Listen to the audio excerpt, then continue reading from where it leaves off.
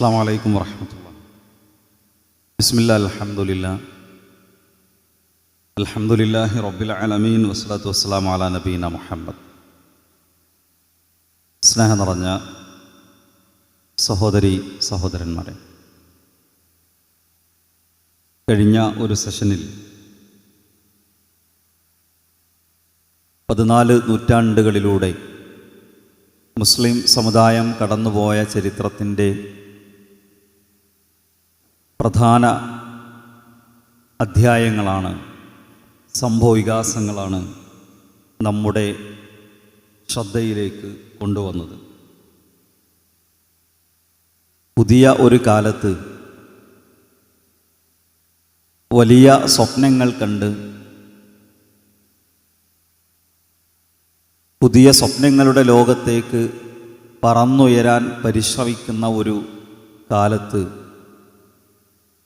ചരിത്രമെന്ന പഴങ്കഥകൾക്ക് എന്താണ് പ്രസക്തിയുള്ളത് എന്ന് ഒരു ചിന്ത ഒരുപക്ഷേ പുതിയ ആളുകളുടെ മനസ്സിലേക്ക് കടന്നു വരാൻ സാധ്യതയുണ്ട്. യഥാർത്ഥത്തിൽ നമ്മൾ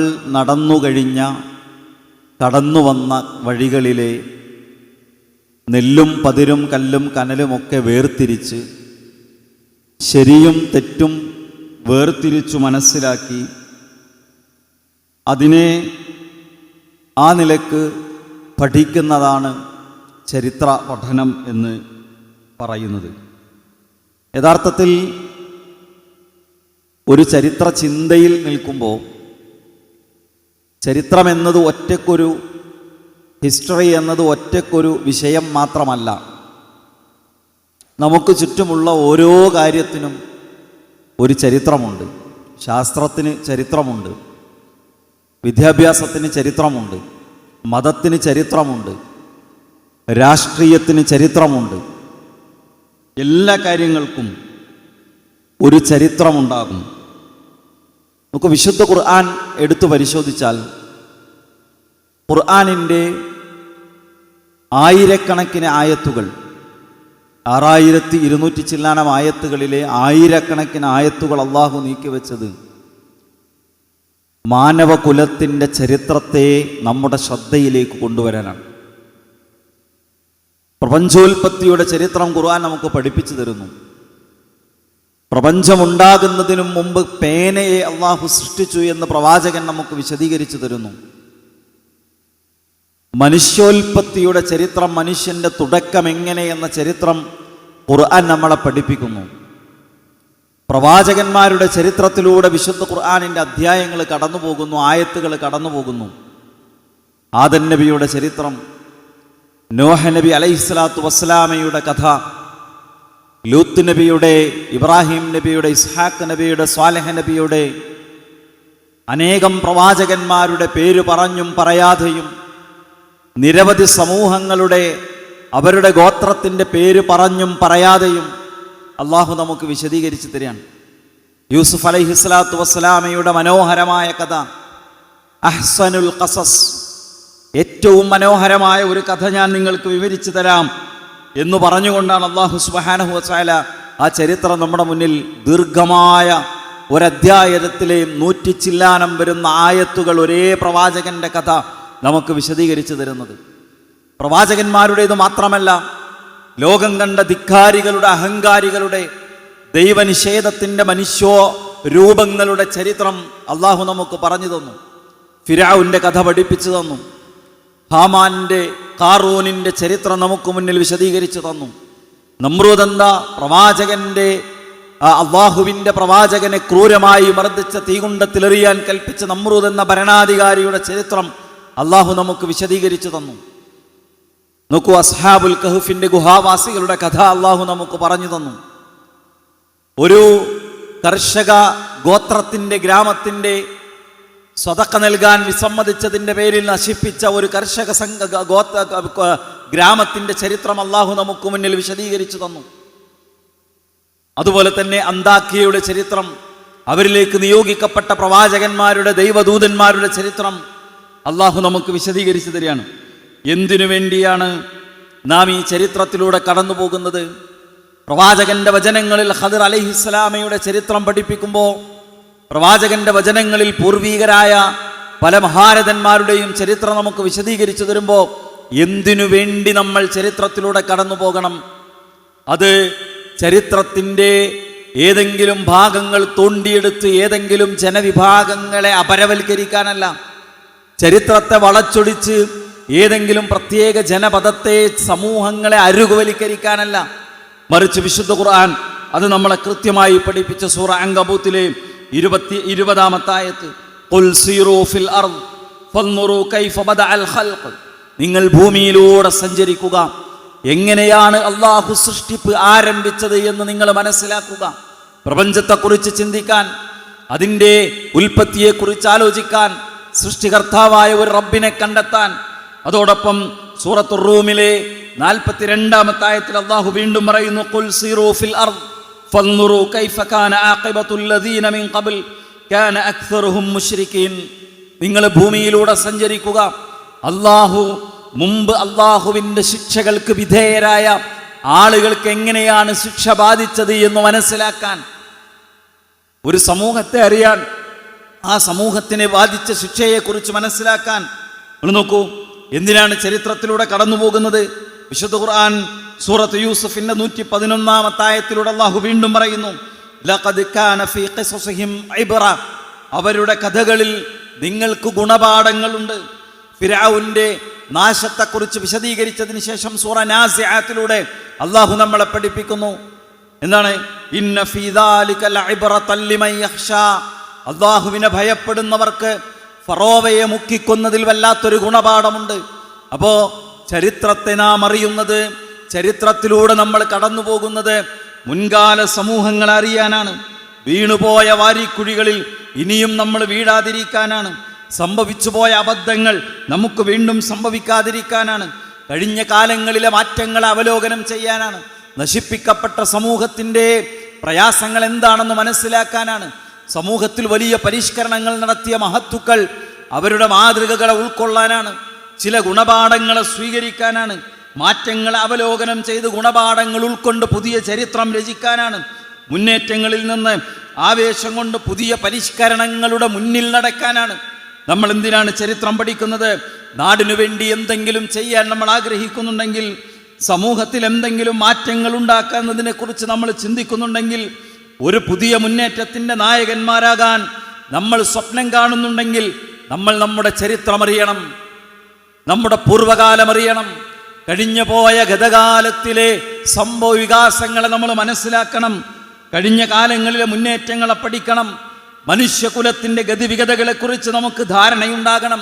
നോക്കൂ, നിങ്ങൾ മനുഷ്യൻ്റെ അന്വേഷണങ്ങളെ, പഠനങ്ങളെ, ചരിത്ര ഗവേഷണങ്ങൾ എടുത്ത് പരിശോധിച്ചാൽ എന്തെല്ലാം തരത്തിലുള്ള അന്വേഷണങ്ങളാണ് ഇവിടെ നടന്നത്, എന്തുമാത്രം വലിയ ഗവേഷണങ്ങളാണ് നടന്നത്, എത്ര വലിയ രചനകളാണ് ഇവിടെ പൂർത്തീകരിക്കപ്പെട്ടത്. നിങ്ങൾ മഹാനായ ഇബ്നു കസീർ റഹിമഹുള്ളയുടെ ചരിത്ര ഗ്രന്ഥം താരിഖ് അൽ കാമിൽ നിങ്ങൾ കണ്ടിട്ടുണ്ടോ? ഏകദേശം 13 വാല്യങ്ങളുള്ള വലിയ ഒരു ചരിത്ര പുസ്തകം മഹാനായ ഇബ്നു കസീർ റഹിമഹുള്ളയുടെ അൽ ബിദായത്തു വൻ നിഹായ കണ്ടിട്ടുണ്ടോ? ഇങ്ങനെ അട്ടിക്ക് വെച്ചാൽ 21 വാല്യങ്ങളുള്ള വലിയ ചരിത്ര പുസ്തകം താരിഖ് ത്വബരി നിങ്ങൾ കണ്ടിട്ടുണ്ടോ? ഇമാം ദഹബിയുടെ ഹദീസിന്റെ പണ്ഡിതന്മാരെ, ഉലമാക്കളെ, റാവിമാരെ കുറിച്ചുള്ള വലിയ പഠനം സിയറു അലാമിൻ നുബല നിങ്ങൾ കണ്ടിട്ടുണ്ടോ? എന്തുമാത്രം വലിയ സംഭാവനകളാണ് ലോകത്തവരെല്ലാം സമർപ്പിച്ചത്.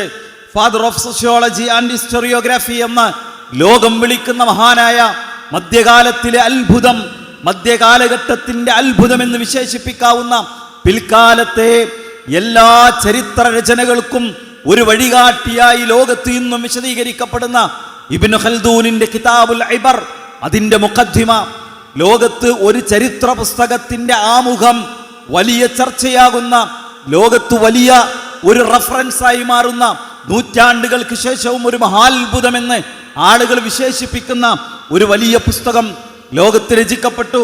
അത് നമ്മുടെ വായനക്കിടയിൽ കടന്നു വന്നിട്ടുണ്ടോ? സഹോദരങ്ങളെ, ഞാൻ ചോദിക്കുന്നത്, പ്രവാചകന്റെ സീറ നിങ്ങൾ വായിച്ചിട്ടുണ്ടോ? മുഹമ്മദ് റസൂലുള്ളാഹി സ്വല്ലല്ലാഹു അലൈഹി വസല്ലമയുടെ ചരിത്രം നമ്മൾ മനസ്സിലാക്കിയിട്ടുണ്ടോ?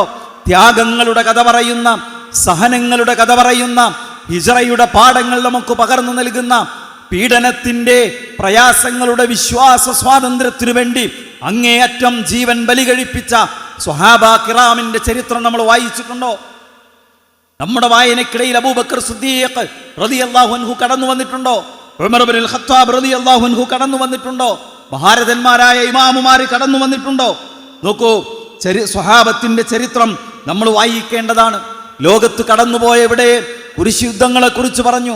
ഇന്ത്യയിലെ പൂർവ്വകാല മുസ്ലിങ്ങളുടെ ലെഗസിയെ കുറിച്ച് ഇവിടെ വിശദീകരിച്ചു. ലോകത്തിന്റെ മംഗോളിയരുടെ ആക്രമണങ്ങളെ കുറിച്ച് പറഞ്ഞു. നമുക്കെന്താണ് ഇത്തരം കാര്യങ്ങളെ കുറിച്ച് ധാരണയുള്ളത്? എങ്ങനെയാണ് ഈ പ്രതിസന്ധികളെ മുസ്ലിം ലോകം മറികടന്നത്? എങ്ങനെയാണ് ലോകത്ത് ഇസ്ലാമിന്റെ വ്യാപനമുണ്ടായത്? ഖുലഫാ ഉർ-റാഷിദുകളുടെ ഭരണകാലഘട്ടത്തിനു ശേഷം അമവിയ ഭരണാധികാരികൾ ഭരണം നടത്തി. വലീദ് ബിൻ അബ്ദുൽ മലിക്കിന്റെ കാലഘട്ടത്തിൽ മുഹമ്മദ് ബിൻ ഖാസിമിന്റെ നേതൃത്വത്തിൽ സിന്ധു വരെ ഇസ്ലാമിന്റെ ശബ്ദമെത്തി, സന്ദേശമെത്തി, ആളുകളെത്തി. ആഫ്രിക്കൻ രാജ്യങ്ങളിലേക്ക് മൂസ ബിൻ നസീറിന്റെ നേതൃത്വത്തിൽ ഇസ്ലാമിന്റെ ആളുകൾ കടന്നു ചെന്നു. യൂറോപ്യൻ നാടുകളിലേക്ക് ത്വാരിഖ് ബിൻ സിയാദിന്റെ നേതൃത്വത്തിൽ കടന്നു ചെന്നു. ജബ്രാൾട്ടർ കടലിടുക്കിൽ നിന്നുകൊണ്ട് 4000-ഓളം വരുന്ന സൈനികർ യൂറോപ്പിലേക്ക് പ്രവേശിക്കാൻ മടിച്ചു നിൽക്കുമ്പോൾ അവരുടെ മുന്നിൽ നിന്ന് താരിഖ് ബിൻ സിയാദ് നടത്തിയ മനോഹരമായ സംസാരമുണ്ട്. അയ്യുഹന്നാസ് ഐനൽ മഫർ, മനുഷ്യരെ എവിടെയാണ് നിങ്ങൾക്ക് രക്ഷയുള്ളത്? അൽ അദു അമാമക്കും വൽ ബഹറു വറാഅക്കും, നിങ്ങളുടെ മുന്നിൽ ശത്രുക്കളാണ്, നിങ്ങളുടെ പിന്നിൽ അലയടിക്കുന്ന കടലാണ്, സമുദ്രമാണ്, നിങ്ങൾക്ക് വേറൊരു രക്ഷയുമില്ല. അങ്ങനെ ഒരു പുതിയ വഴി അവിടെ വെട്ടിത്തുറക്കുകയാണ്. യൂറോപ്യൻ നാടുകളിലേക്ക് മുസ്ലിങ്ങളുടെ ആധിപത്യം ഉണ്ടാകുന്നതിന്റെ സ്പെയിൻ ഉൾപ്പെടെയുള്ള പിന്നീട് വലിയ മുന്നേറ്റങ്ങൾ ഉണ്ടായ മാതൃകയായി നമ്മൾ അവതരിപ്പിക്കാറുള്ള ഒരു പുതിയ ചരിത്രത്തിന്റെ തുടക്കമായിരുന്നു അത്. താരിഖ് ബിൻ സിയാദിനെ വായിക്കാൻ, അദ്ദേഹത്തിന്റെ പ്രസംഗത്തിന് കാതോർക്കാൻ ചരിത്രത്തിന്റെ അക്ഷരക്കൂട്ടുകളിൽ നിന്ന് നമുക്കെപ്പോഴാണ് സാധിച്ചിട്ടുള്ളത്? അതുകൊണ്ട് നമ്മുടെ അന്വേഷണങ്ങളിൽ, നമ്മുടെ പഠനങ്ങളിൽ പുതിയ സാങ്കേതിക വിദ്യയുടെ ലോകത്ത് മുന്നോട്ട് മാത്രം നോക്കി ജീവിക്കുന്ന ഒരു കാലഘട്ടത്തിൽ കരിയറിനെ കുറിച്ച്, ജീവിതത്തെക്കുറിച്ച് വലിയ കൺസേൺ ജീവിതത്തിൽ മുമ്പെങ്ങുമില്ലാത്ത വിധം വെച്ചു പുലർത്തുന്ന ഒരു കാലഘട്ടത്തിൽ നമ്മുടെ കഴിഞ്ഞ നാളുകളെ അറിയാൻ നമുക്ക് കഴിയണം. നമ്മുടെ കഴിഞ്ഞ കാലങ്ങളെ വായിക്കാൻ നമുക്ക് കഴിയണം. നമ്മുടെ പഠനത്തോടൊപ്പം ഒരു ചരിത്ര അന്വേഷണത്തിന്റെ ആളായി നമ്മൾ മുന്നോട്ട് പോകേണ്ടതുണ്ട്. ലോകത്ത് ഒരു പുതിയ മുന്നേറ്റത്തെ നയിക്കാനുള്ള കരുത്ത് നമുക്ക് ലഭിക്കുന്നത് ചരിത്രത്തിൽ നിന്നാണ്. ലോകത്ത് ഒരു പുതിയ മാറ്റമുണ്ടാക്കാനുള്ള ആവേശം നമുക്ക് ലഭിക്കുന്നത് ചരിത്രത്തിൽ നിന്നാണ്. ലോകത്ത് പുതിയ ദൗത്യങ്ങളെ ഏറ്റെടുത്ത് മുന്നോട്ട് കൊണ്ടുപോകാനുള്ള ഉൾക്കാഴ്ച നമുക്ക് ലഭിക്കുന്നത് ചരിത്രത്തിൽ നിന്നാണ്. ചരിത്രം എന്നുള്ളത് പഴങ്കഥകളല്ല, മറിച്ച് നമ്മുടെ ഊർജമാണ്, നമ്മുടെ ആവേശമാണ്, നമ്മുടെ ഉൾക്കാഴ്ചയാണ്. ഞാൻ പറയുന്നത് ജീവിതത്തിന്റെ ഒരു ഭാഗം, ഒരു സമയം, ഓരോ ദിവസവും, ഓരോ ആഴ്ചയും, ഓരോ മാസവും പ്രവാചകനെ കുറിച്ച് പഠിച്ചു തുടങ്ങണം, പ്രവാചകന്മാരെ കുറിച്ച് പഠിച്ചു തുടങ്ങണം, അല്ലേ? സ്വഹാബത്തിനെ നമ്മൾ വായിച്ചു തുടങ്ങണം. മുസ്ലിം സമൂഹം കടന്നു വന്ന വഴികളെ കുറിച്ച് നമ്മുടെ അന്വേഷണങ്ങളിൽ ഉണ്ടാകണം, വായനകളിൽ ഉണ്ടാകണം. കേവലം ഒരു മൊബൈൽ ഫോണിലേക്ക് ചുരുങ്ങുന്ന, അല്ലെങ്കിൽ സാങ്കേതിക വിദ്യയുടെ മറ്റേതെങ്കിലും ഒരു ഡിവൈസിലേക്ക് ഒതുങ്ങിക്കൂടുന്ന വായനയുടെ പഠനത്തിന്റെ ലോകമല്ല നമുക്കുണ്ടാകേണ്ടത്. അവിടെയുമുള്ള സാധ്യതകളെ നമ്മൾ ഉപയോഗപ്പെടുത്തി കൂടുതൽ അറിയാൻ, നമ്മുടെ കഴിഞ്ഞ നാളുകളെ അറിയാൻ, കഴിഞ്ഞുപോയ പ്രതിസന്ധികളെ എങ്ങനെയാണ് നമ്മൾ മറികടന്നത് എന്ന് മനസ്സിലാക്കാൻ നമുക്ക് സാധിക്കേണ്ടതുണ്ട്. മഹാനായ ഉമർ ഇബ്നുൽ ഖത്താബ് റളിയല്ലാഹു അൻഹുവിലേക്ക് ചേർത്തി പറയുന്ന ഒരു വാചകമുണ്ട്. തഅല്ലമു അന്നസബ വതാരീഖൽ ഉമം, നിങ്ങളുടെ കുടുംബ പരമ്പരയെ നിങ്ങൾ മനസ്സിലാക്കേണ്ടതുണ്ട്. നിങ്ങൾ സമൂഹങ്ങളുടെ ചരിത്രങ്ങളെ നിങ്ങൾ അറിയേണ്ടതുണ്ട്. ഫഇന്നഹു മിമ്മാ യസിറുർ റഹിം വയസീദു ഫിൽ അഖൽ, അത് നിങ്ങളുടെ കുടുംബ ബന്ധങ്ങൾ കൂടുതൽ ശക്തമാക്കാനും, നിങ്ങളുടെ ബുദ്ധി വികസിക്കാനും, ബുദ്ധിവികാസം നിങ്ങൾക്കുണ്ടാകാനും, കഴിഞ്ഞുപോയ സമൂഹങ്ങളുടെ ചരിത്രങ്ങളുടെ പഠനം നിങ്ങൾക്ക് ഉപകാരപ്പെടുമെന്ന് മഹാനായ ഉമർ ഇബ്നുൽ ഖത്താബ് റളിയല്ലാഹു അൻഹു പഠിപ്പിക്കുകയാണ്. ഇബ്നു ഖൽദൂൻ തന്നെ പറയുന്നുണ്ട്, ചരിത്രം എന്നുള്ളത് അത് അറിയാതെ, പഠിക്കാതെ എന്തു മാറ്റമാണ് ഒരു മനുഷ്യൻ ഈ ഭൂമി ലോകത്ത് സൃഷ്ടിക്കാൻ സാധിക്കുക എന്ന് ഇബ്നു ഖൽദൂൻ തന്റെ മുഖദ്ദിമയിൽ നമ്മോട് ചോദിക്കുന്നുണ്ട്. അതുകൊണ്ട് നമ്മുടെ അന്വേഷണത്തിനിടയിൽ, നമ്മുടെ പഠനങ്ങൾക്കിടയിൽ നമ്മുടെ ചരിത്രം കൂടി കടന്നു വരേണ്ടതുണ്ട് എന്നാണ് ഈ ഒരു സന്ദർഭത്തിൽ ഓർമ്മപ്പെടുത്താനുള്ളത്. അള്ളാഹു അനുഗ്രഹിക്കട്ടെ. അല്ലാഹുമ്മ സ്വല്ലി വസല്ലിം അലാ നബീന മുഹമ്മദ് വൽഹംദുലില്ലാഹി റബ്ബിൽ ആലമീൻ. അസ്സലാമു അലൈക്കും വറഹ്മത്തുള്ളാഹി.